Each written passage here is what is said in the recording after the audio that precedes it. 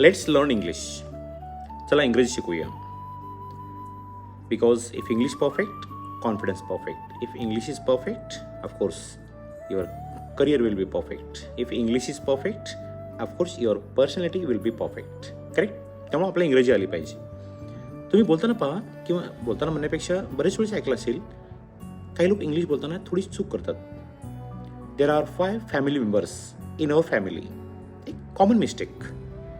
Family members की members of family, which is the correct one? तर कधीही family member शब्द अवॉइड करायचा. थोडंसं इन्फॉर्मल आहे, अनौपचारिक आहे. त्यापेक्षा फॅमिली, मेंबर्स ऑफ फॅमिली. तर तुम्हाला कोणी विचारलं how many members are there in your family, तर तुम्ही म्हणायला पाहिजे there are 5 members in our family.